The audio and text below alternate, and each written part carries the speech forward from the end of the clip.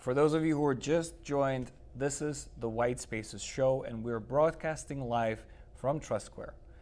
Our broadcast is part of the Swiss Digital Days initiative, a hybrid digital event, largest one in Switzerland. My next guest is a venture builder. He's also a mover and a shaker in the digital transformation space. You can check out his blog. It's named AlainVeuve.com, just as his name is. So please welcome Alain Veuve.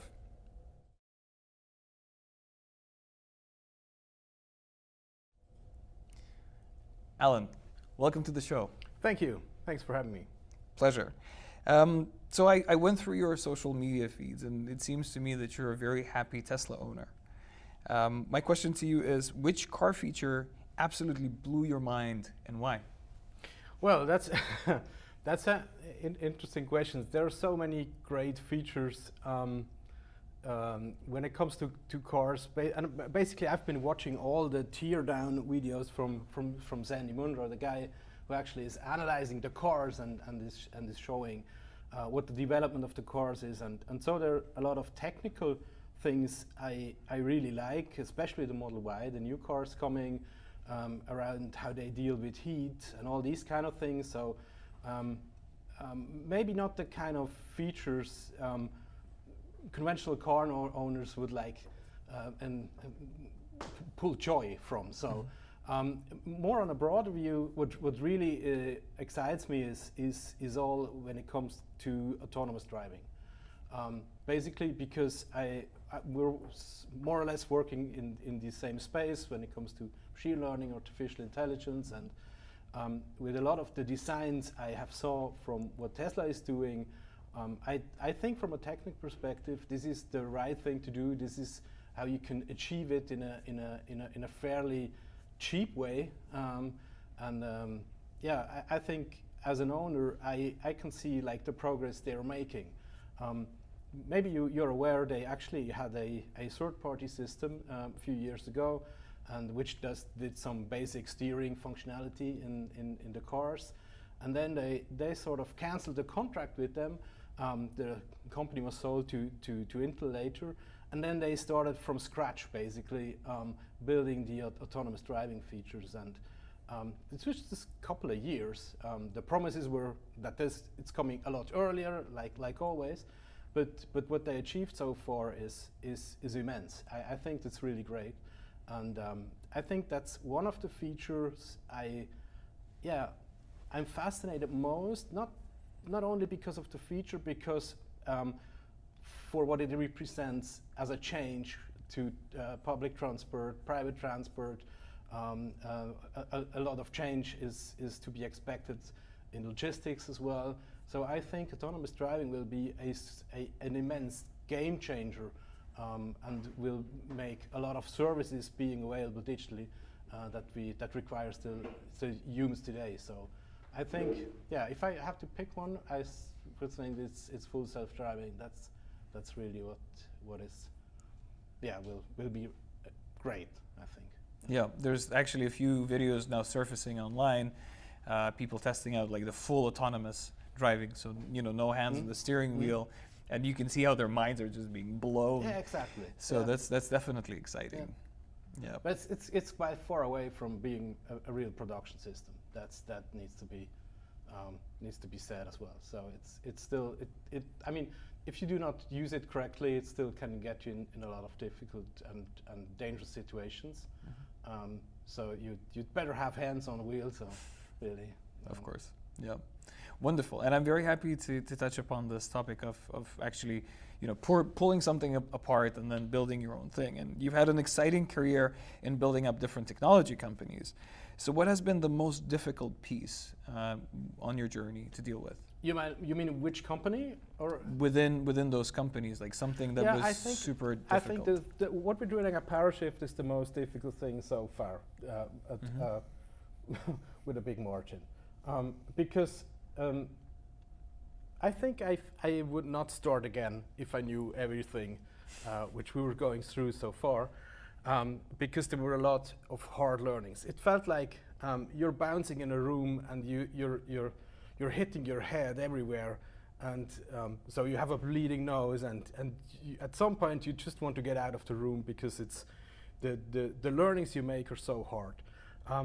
That comes because if you want to, I mean, in general, if you want to solve something with tech, which is a very isolated solution, or an isolated part, it's not so hard to actually achieve something that can be sold. The more you want to solve things on a more general level, it gets harder and harder and harder because when you start, you know not much about it. And that's basically what Parashift is all about. And that's something I learned from Tesla as a term. It's like a drama magnet. Yeah.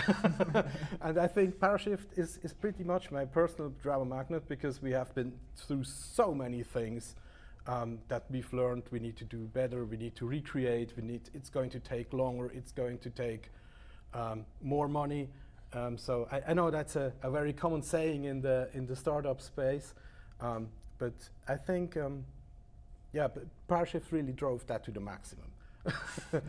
Definitely. Yeah.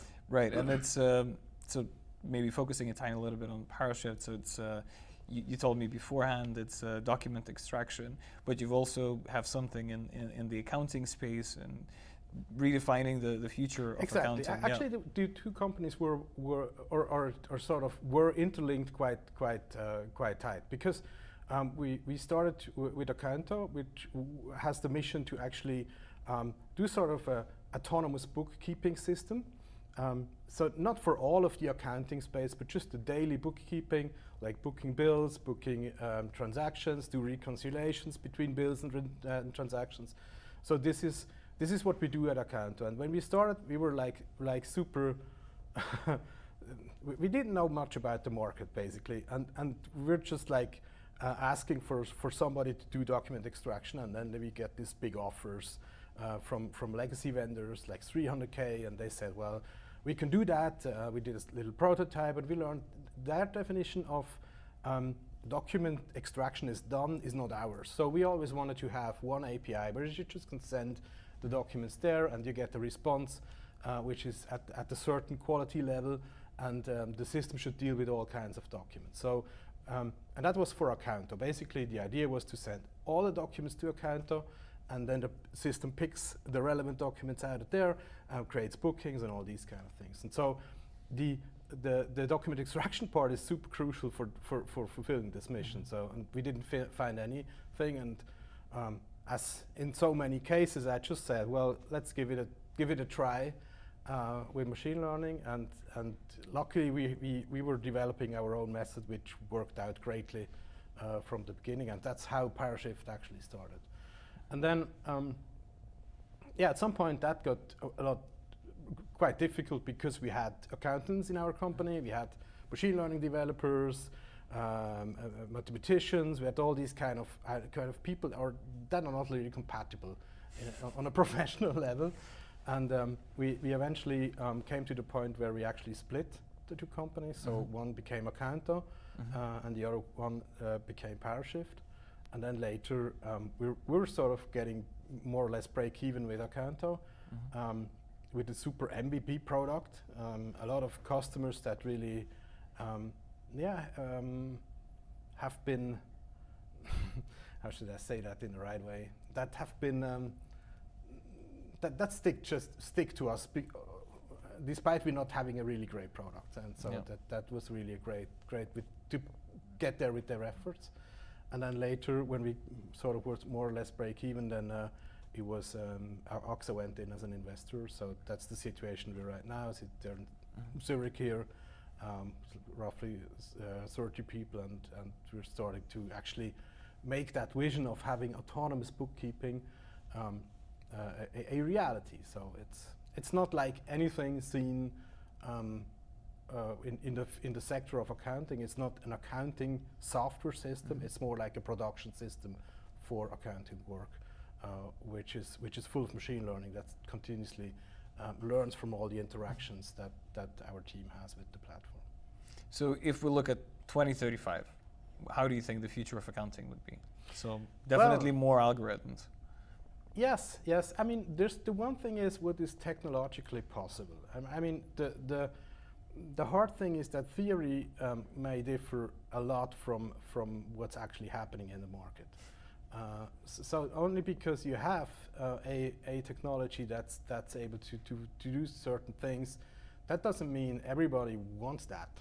Because industries are built on sort of on a structure of technologies, and if you change this underlying structure, that means the whole industry needs to change. So certain roles in this industry, professional roles, will vanish. Others will come to join, and that takes time. So 2035, I don't know. I can tell you what Accounto will be doing. I think we'll almost all the transactions that are sent will be processed fully autonomously. That's pretty clear.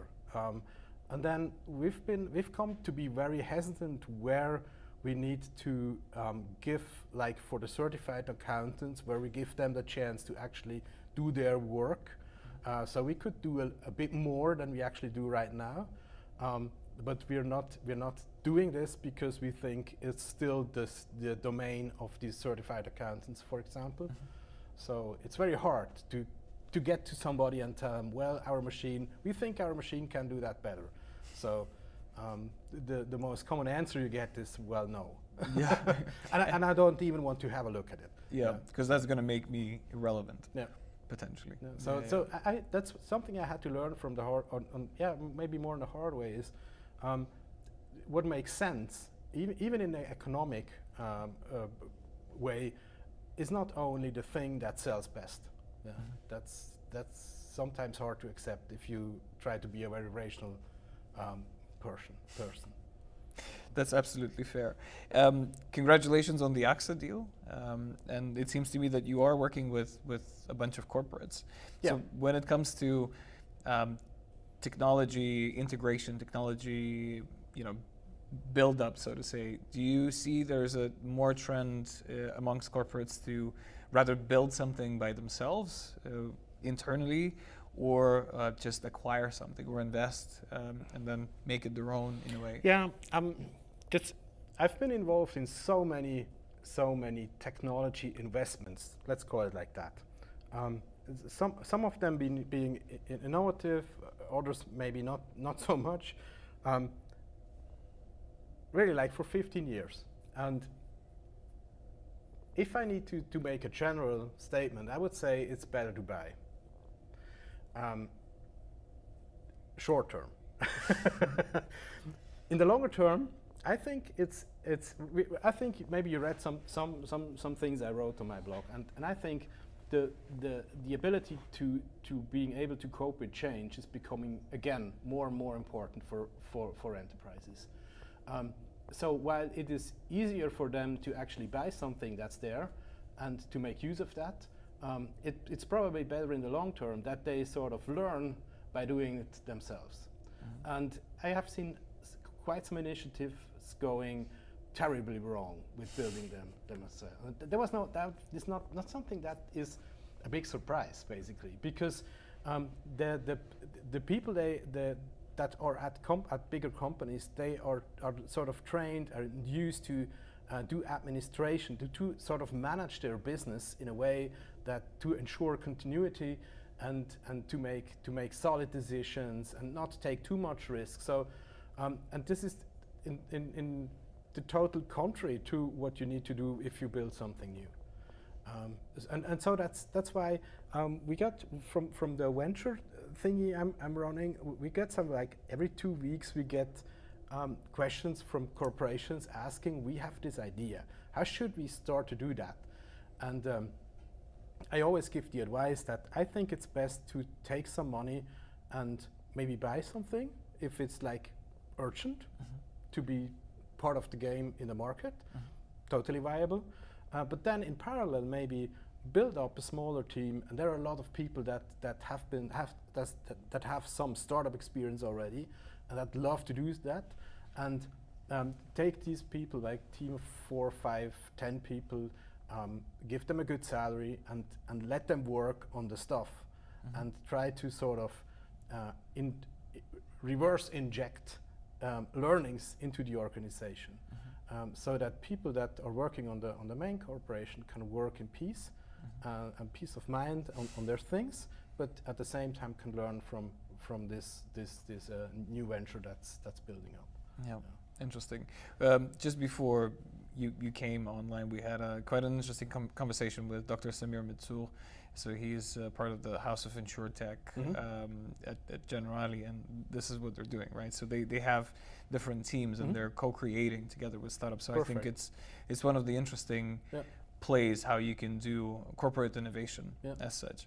But you also mentioned, and I want to pick on that, you've seen some examples that went terribly wrong. So maybe without naming any names, if you could share a couple of anecdotes. Well, giving names would be fun. But no, I think it's not so funny. I think it's not so, I don't know. I mean, what typically goes wrong is that expectations are that we just, as a corporate, we make a plan, and then we totally, in detail, execute on that plan. And I think that's not how things work. I think I'm actually a big fan of having plans. Don't get me wrong, and detailed plans. So I'm a very structured person, but you need to actually cope with learnings you do on the ways, and that's no reason to actually follow a plan. Just you made it at one point, and then you have more learnings, and you don't adapt your planning. That's pretty stupid, I think, and that's what a lot of corporations make, and then they have this sort of super high expectations on what could be achieved. That's the other thing, because they read in the news and they go on Silicon Valley trips, maybe not so much anymore, but and then they have this feeling that all these super fast tech companies, they're sort of emerged like in 2 years, and that's not true. You know, all these overnight successes have almost all of them have a 10-year history in minimum. Yeah? So the big names we're reading today, they all like 10 to 15 years, if you can't count all the. Amazon is 23 years old. Like so I think that was one of the hard learnings for me as well. I'm not the youngest founder anymore, so that if you want to build things that are great, it's not a sprint, it's a marathon. Yeah? And it's there's almost no way around taking the time. There are no shortcuts, and usually it's a few steps back, then one step forward. There are no shortcuts to places worth going. Yeah. And I also sense that there's kind of frustration from your side around this topic. So was that the reason why you started the blog? Yeah, actually, it was like sort of a therapy measure for me. Sure. And I did. I mean, there were so many boneheaded discussions I had with when I was working for a German e-commerce software provider, and we have a lot of. I remember being in the board meeting of a retailer talking about if they should invest like 800K in an online shop. That was right 12 years ago, something in that magnitude. And then there was like, well, we don't know, and I'm not sure, and this was like this back and forth, and it was so clear. I mean, we had data showing that younger generations use digital devices a lot more. We had a lot of information. It was so clear that this is coming. Maybe we're not like sure in 5 years, 10 years, 15 years, but it was clear. This is the way you need to go, and I got called up by some guys that I've been talked to in this time, telling me, well, if we had listened to you guys when you were proposing that we should invest early into e-commerce and make our learnings, we would be at a totally different point now. So I remember retail basically lost his complete fashion sector, and they were in a very. I think they were in a much better position to start something great if they actually would have seen the opportunity they have. Yeah, I think Walmart is a very good example how much they're losing ground, especially in the US, to Amazon, simply because Amazon has pretty much nailed it. Absolutely. Yeah, and there's so many examples of like digital just entirely killing whole segments, if not whole industries. And but what puzzles me the most is that there is like this pattern you can see. We've seen that with media. We've seen that with entertainment, music, and video. We've seen that with fashion retail. I've been making some very early statements on the automotive transformation, where I think it's not about electric cars. It's more like electric cars are sort of the pre-requirement you need to have to go full in on autonomous driving, and I still get these quotes from people in the management saying, "Are you sure this is coming so early? Maybe in 30 years, yeah, maybe we're all on retired and no, if autonomous driving is here in 5 years, that will change a lot of industries within 2 years. I think that's the right way to look at it, and if it's 7 years, then okay, then it's 7 years, but it's not like 30 years. And so it's like this pattern of disruption in the industries, and it's all. I thought of to myself, maybe we could just analyze what they're telling me or they're telling us. So, and the more they're telling, well, this will be coming sometimes in the very distant future, the more they are sort of at risk for disruption. Maybe, yeah. Yeah, and it's very interesting, and to me, it still boggles my mind. Why big automotive companies are not jumping on the bandwagon. You have 01 Ventures out of Netherlands. It's I think more than 100 million deep tech fund, which specifically backs technologies like LiDAR, autonomous driving, drones. So if VCs are backing that, if there's serious money behind that technology, that means it's coming. Yeah. Still kind of miscalculation. Plus, if you look at the different research that's coming out from on top of the hill from ETH, is the same thing. Yeah. A lot of the stuff is being done in AI. So I agree, but on the other hand, I've been for quite some time I've been bashing big corporates on why they don't innovate or taking more risk, but I think that's wrong because it's a completely different setting, and I think this setting is more difficult than just starting from scratch. Mainly also because you have other investors. So if you start a new venture, then you go to your investor and say, well, there's a very high risk that basically we will screw up and you will lose all your money. And that's not the situation that the big corporations have. So they are like, if they only screw up financially quite from one quarter to the other, that's already going to be a big issue. And I think it's super hard out of this when you have a very big and good business, it's a lot harder to be innovative out of that situation than just if you start something from scratch, and you can take a lot of risk. That's fair. That's absolutely fair. Moving on, there's a question from one of our partners, Cybervein, and they're keen to learn, did we hit technological stagnation? And if not, what's the next big thing? Well, I think we did not. No, I mean, the technological progress is actually accelerating faster and faster. That's what we can see.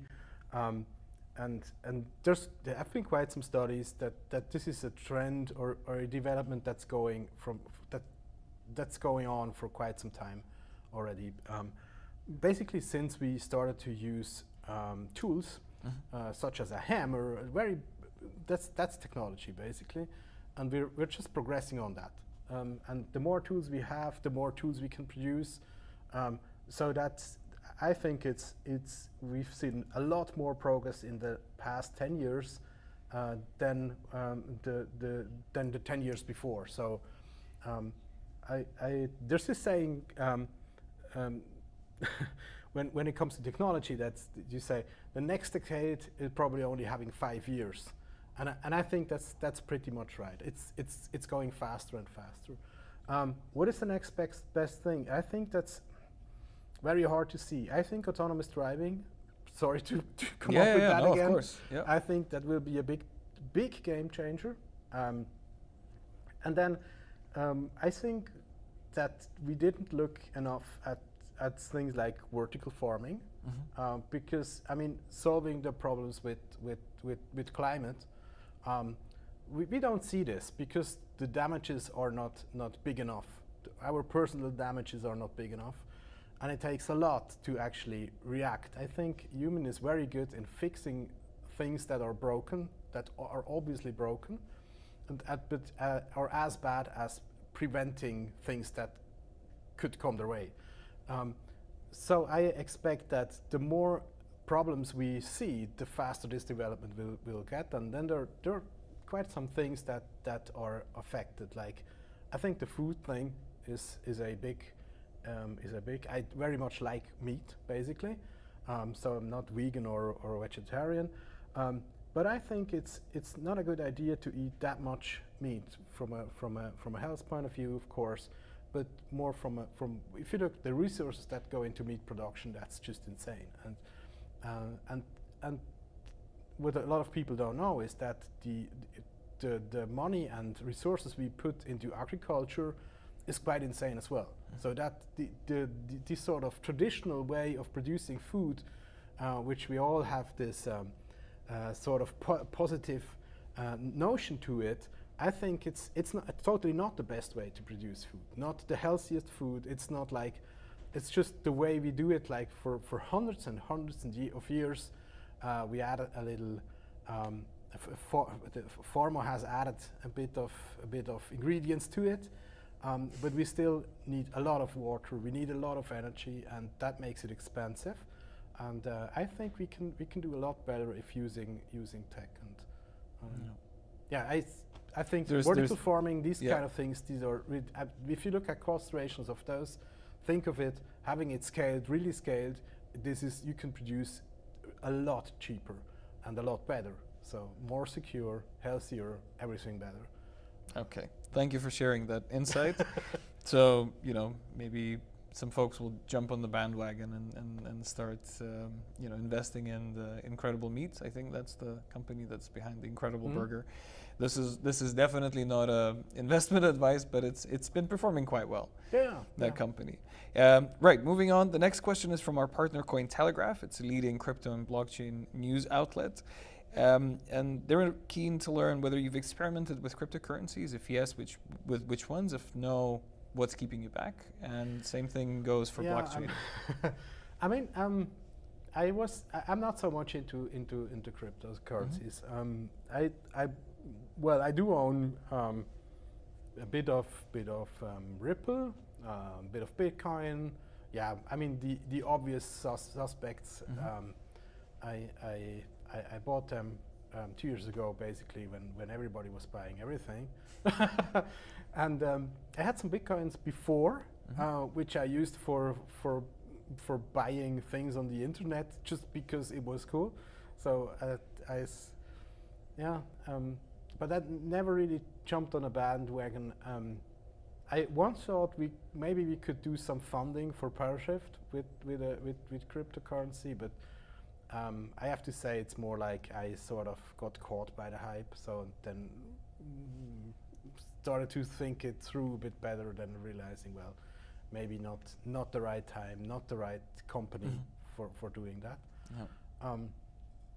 On the other hand, I think the cryptocurrencies will be some sort of the future of currencies. Yeah. Here as well, I think we have some tech problems to solve around energy consumption. Not every coins and not every technology, not every leg of this technology actually has the same problems, but there are some. And then, I think we need the COVID actually helps a lot in making non-cash payments good. And I think that's sort of a prerequisite to actually boost cryptocurrencies as well.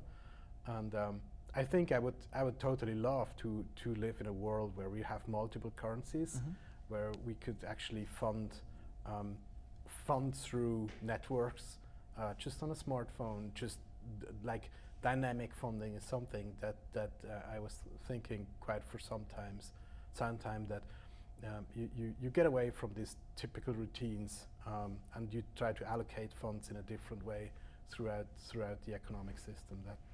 But I think that's the far future. The old money needs to suffer more that this will come to place rapidly, I think. So we focused on the future. Let's maybe take a step back, and this is our last closing question to you. What doesn't the 21-year-old Alain knows but should? Well, that's actually a very personal question. When I was 21, I just need to think. I had a computer company. Yeah, we were building computers. I sold couple of 10,000 computers in my life. That's cool somehow. And I was thinking it's like being an entrepreneur results in overnight failure or overnight success. So maybe, if I could go back and give myself an advice, then it's this: just stick to the plan. Don't forget to live. Life be beyond the company, beyond the mission. And I did that for quite a long time. Literally only work, sleep, mm-hmm. Nothing else. And and don't worry. Yeah, because worrying is really it's a total it's a really bad investment. Yeah. So worrying is to avoid at all cost. Because worry doesn't add any benefit. That's I worry too much. Yeah. It's like a rocking chair. You're moving, but you're not getting anywhere. Yeah, exactly. Yeah. Thank you so much. Thank you for your insightful Thank you. Answers. This has been great talking to you. Best of luck with Parashift and Accounto. Thank you very much. And on this note, I want to thank our audiences. This has been our 6th interview, and we will be back live shortly, so stay tuned. We still have 4 more interviews to go. You stay classy, ecosystem, and talk to you soon.